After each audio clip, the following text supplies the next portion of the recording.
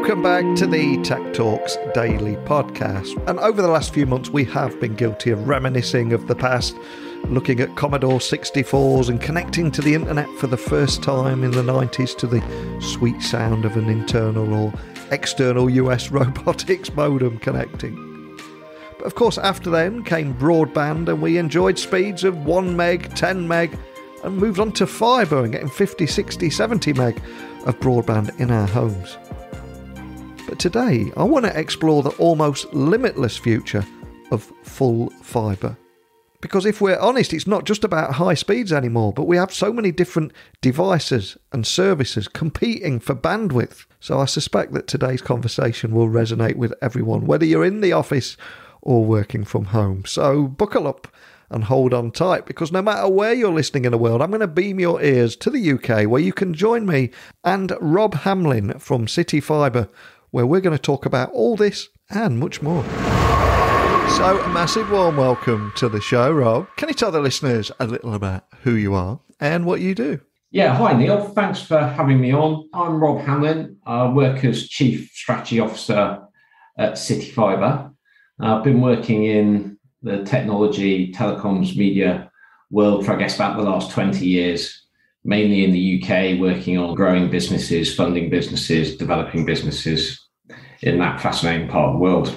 And we will have people listening all over the world, but here in the UK, CityFibre is a big name because you guys are building this new generation of full fibre infrastructure. But can you just expand on how the network can transform the digital capabilities of citizens and businesses? Because I think there will be some people listening that are completely unaware of just, it's an often overused phrase, but what a game changer this is going to be. Yeah, well, we founded CityFibre in 2011, and I joined shortly after that to really try and set a new standard in our industry for how we bring access to the internet, access to the digital services through broadband infrastructure in the UK, through the actual network, the pipes and the wires that actually provide internet access to communities, and we focused in the UK. And that was for looking to provide to everyone from households, public sector sites, through to large and small businesses. And, we really had that vision because if we cast ourselves back to 2011, use of digital services was going through the roof. Demand for access to, and therefore the internet traffic was increasing hugely year on year. But unfortunately, here in the UK, the infrastructure that provided access to that, was lagging behind a number of other countries. And there was an opportunity to come in and provide an infrastructure that provide the very best, most reliable, fastest access to the internet that the country really needed, and provide innovation and competition in that area. So that's what we set out to do as CityFibre, starting from really as a startup, a small platform in 2011, 2012. Through to now, where we've just in the last 6 to 12 months raised £6 billion and are fully funded to deliver to about 30% of the UK, which would be about 8 million premises across the UK. And how we do that is we're really building a brand new infrastructure. So if you think back to if you think back 100 years to the Industrial Revolution back in the UK, it was the roads, it was the railways, it was the canals that allowed economic development and allowed social mobility. And now in the 21st century, we're increasingly reliant on the airwaves and the internet pipes for our economic development, for our social mobility. And therefore, having a brand new infrastructure deployed with the very best technology designed to run as efficiently as possible, there's a huge potential for the UK. And, if you take it to a local level, we've deployed in cities, for example, asking about citizens, we've deployed in cities where typical UK cities will have, maybe 50 to 100,000 homes. They'll have 100 schools. They'll have 20 or 30 key healthcare sites. And we literally able to build a brand new infrastructure across that city, new pipes, new fiber cables, connect those sites up.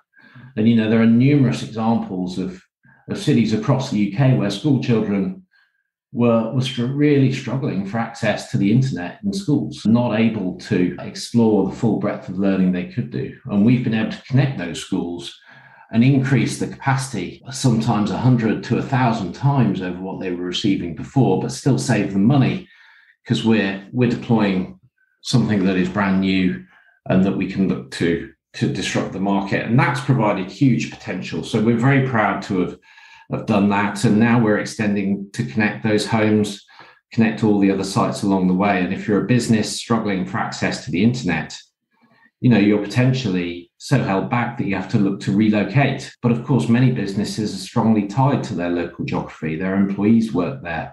They deliver services locally. So what a shame for them to have to relocate to another place. And we've been able to go in and, as a new provider, the incumbent networks having not deployed there or not deployed services at the right speed, we've been able to go in there and provide exactly the infrastructure that those businesses need, allowing them to stay there, not only, stay doing what they need with much increased needs for data, but actually to grow and thrive and better compete because of the access to the internet they have. And I think it is such an important topic for every house and every business in the country. And I'll give you an example here. Where I live, there's a kind of a Facebook neighbourhood watch group where everyone talks about anything that might be going on or might not be going on. But the only topic people are talking about on there is 3 streets away. They're getting 450 meg because CityFibre have upgraded the area, but the other half are on 50, 60 meg. So there's a lot of excitement there and people comparing speeds, etc. So this is probably a story you hear all the time, but how important is full fibre, especially when we're comparing it to the rollout of things like 5G? Yeah, well, the beauty of full fibre is that it's fibre optic cable straight into the home. So that's glass straight into the home. So in principle, that network can run, unlimited speeds. It's only, physically limited effectively by the speed of light through those pipes, through those wires. So full fibre really worldwide, many European countries and places like the US, many places in Asia are well ahead of the UK in terms of deployment of full fibre. So that has really become the gold standard, the future infrastructure we need for access to the internet. Now, obviously, mobile technologies are developing at the same time and, going from 3G to 4G to 5G. And, really that's entirely complementary to full fibre. So I think it's really pretty well accepted now is that we absolutely need deployment of both. We can't just rely on only mobile or only fixed networks. And actually, full fibre is critical to the rollout of 5G because, you can have all of that spectrum, you can have the best mobile technology deployed at your cell site, but then obviously you get huge use of that. And then you've got massive traffic coming into those cell sites.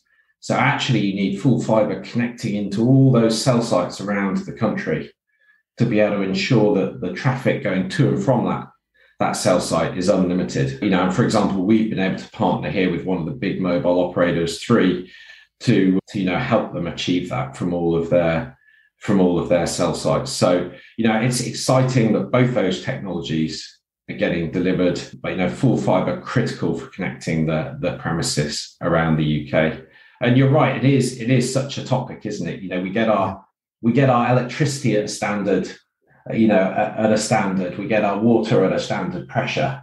And, this situation we've had with our broadband, which is increasingly critical utility being, so hugely variable and, concerns with it being missed out, it's really a huge topic. So, we've loved our journey over the last 10 years of really trying to change that frequent sort of disappointment and frustration with the internet services that people get, really trying to address that in the UK. So it's great to work in an area, and that's the beauty of the technology market generally, isn't it? It's becoming very tangible to everybody, work in an area that really touches people's everyday lives.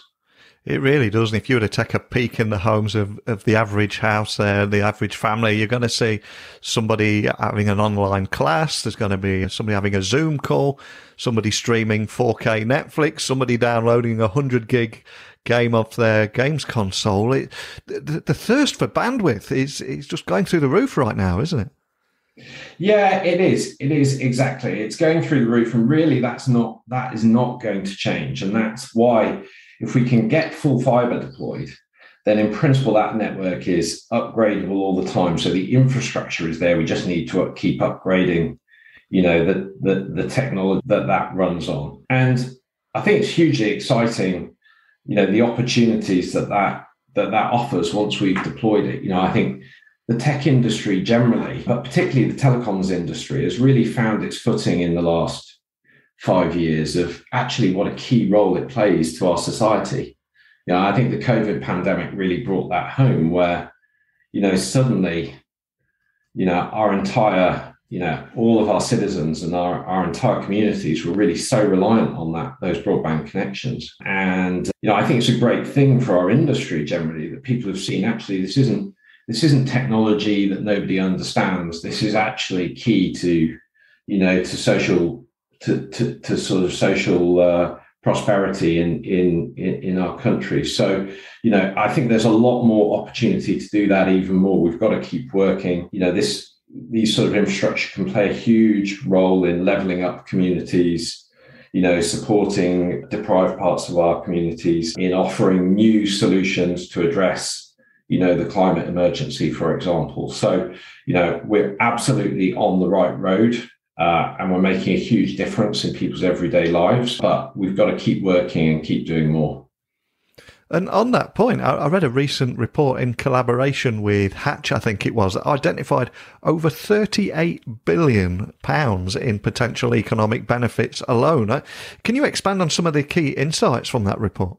Yeah, the report is really interesting. It demonstrates just how powerful a tool full fibre is in what we refer to here in the UK as a bit of political jargon, but levelling up in the UK is something our government talks a lot about. And that's a common theme around the world in trying to, lift living standards, address poverty, give opportunities for everybody. And it identified, we're planning on delivering to 285 locations in the UK, as I said earlier, about 30%, and obviously that has some direct benefits in creating a huge number of jobs and creating a lot of supply chain benefits. So the report estimates it will create over 16,000 jobs in the UK, deliver over $1 billion in terms of value through the construction industry.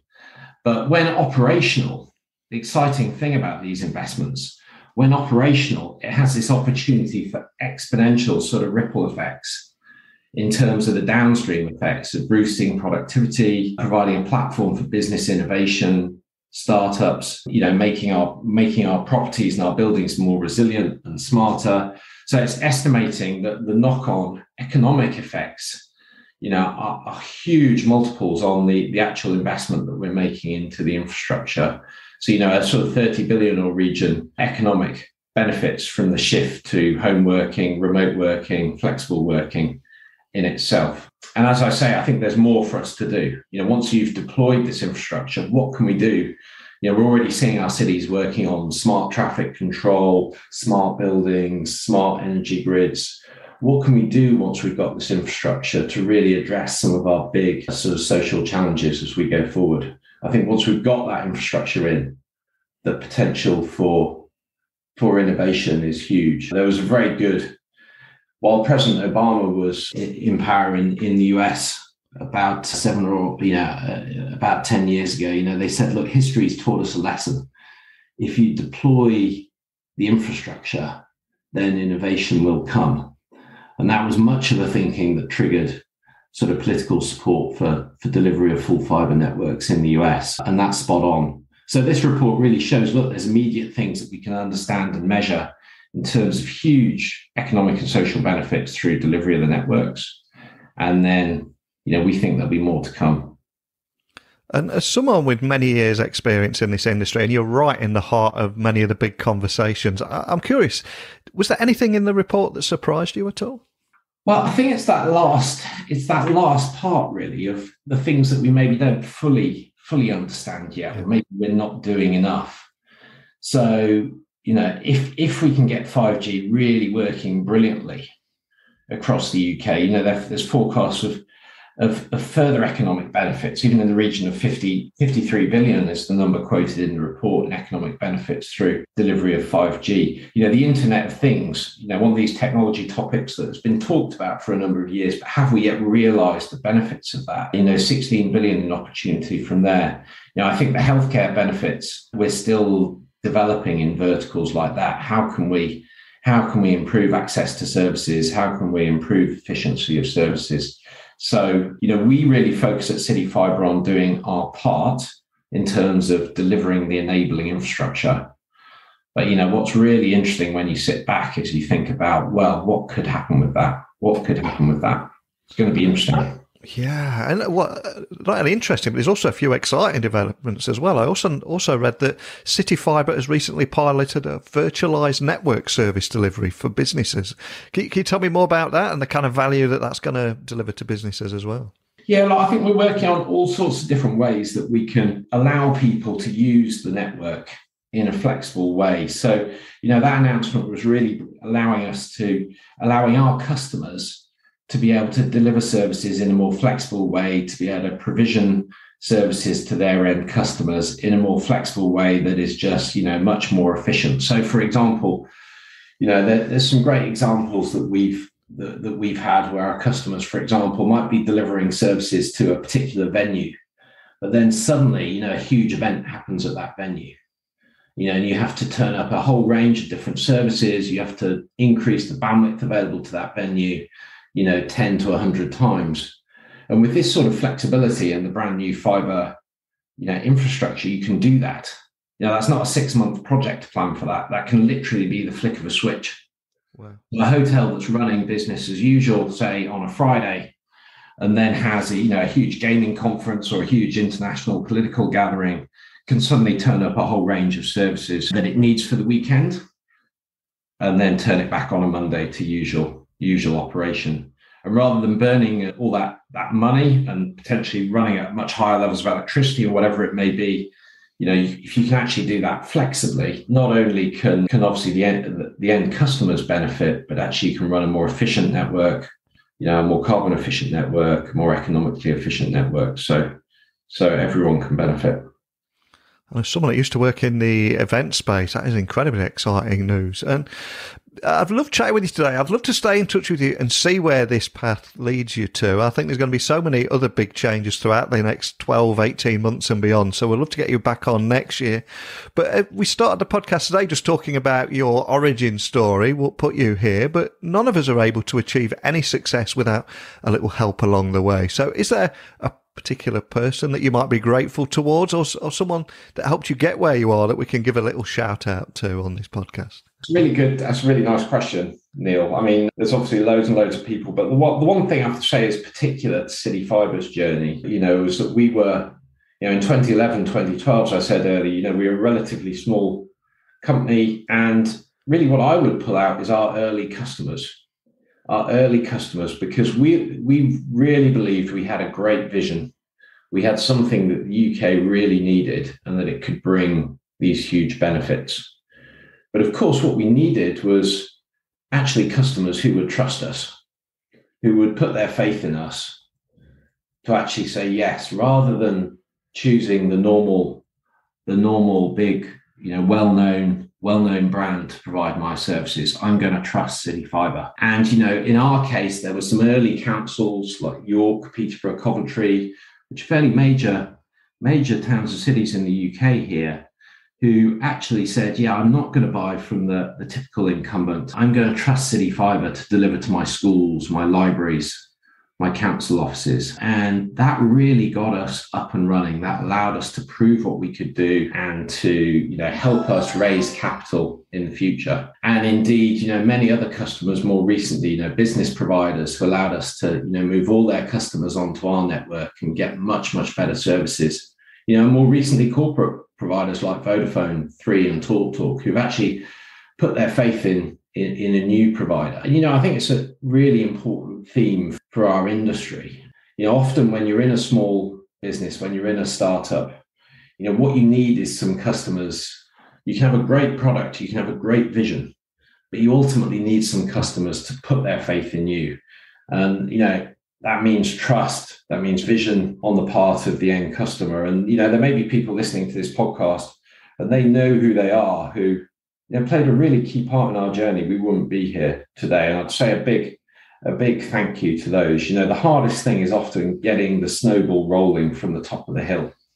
It's actually getting that rolling. And then you can gather snow, you can become a bigger organization and fulfill your vision. I know CEOs today of small startups who are just in that space of, they've got a great vision, they've got a great product, but they need a couple of anchor customers to put their faith in them. So I guess I'd say, if there are people listening who are, maybe in a bigger business, it's very easy to buy from the big classic providers in the market, right? It's the old adage of no one ever got fired for buying IBM, and I would say just think about, maybe there's some startups out there who you could put a little faith in. You don't have to bet your whole house in them. Maybe put one location, one area of your service.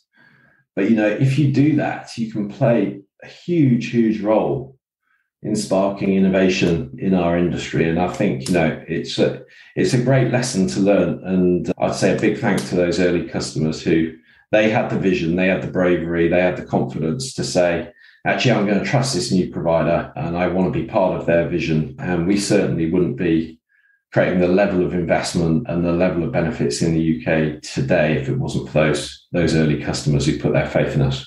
Wow, what a great answer and a beautiful moment to end on. But before I do let you go, for anyone listening wanting to find out more information about anything we've talked about today, or even find out when you're going to be in their area, what's the best starting point for everything? So people can go to cityfibre.com. They can read all about where we are deploying, and they can check availability on the site and see if it's coming to their home or their business sometime soon, and they can register for updates on that. And please do that. Please let us know if you think our deployment would benefit your communities. We'd love to hear from that, and we're going just as fast as we can to get across as much of the UK as we can. Well, I've loved chatting with you today, especially around the importance of full fibre in a language everyone can understand, and also how it impacts the way we work, the way we live, and sharing some of the industry trends there, including 5G and the economic benefits of a full Fibre Britain. But more than anything, just thank you for spending your time and sharing that with me today. Thanks, Neil. Great chatting to you. As I said at the very beginning of the podcast there, in our homes and offices, we have an increasing number of devices, products, services, all competing for bandwidth, especially with the rise of the smart home now as well. And if I was to go back to 10 years ago, most houses or most average family homes would have a handful of devices connected to their router. But if you check now, I suspect you may have 20 plus different things that are connected and competing for bandwidth all at the same time. In fact, let's have a little straw poll out there. Wherever you're listening in the world, I want you to check your router right now. We all should do this more often, shouldn't we? But I want you to log in and check how many devices are actually connected to your Wi-Fi right now. And email me where you're listening in the world and how many devices you've got connected, and if it was a surprise or not. So you can email me, techblogwriter@outlook.com, Twitter, LinkedIn, Instagram @Neil C. Hughes. I've also put a few videos on TikTok at Neil C. Hughes, and my website is techblogwriter.co.uk, where you'll find over 2,100 interviews, my podcast with Citrix, and also how you can work with me. So you've got a little homework there. So remember to report back with how many devices you've got connected, and I'll return again tomorrow. So a big thank you for listening as always, and until next time, don't be a stranger.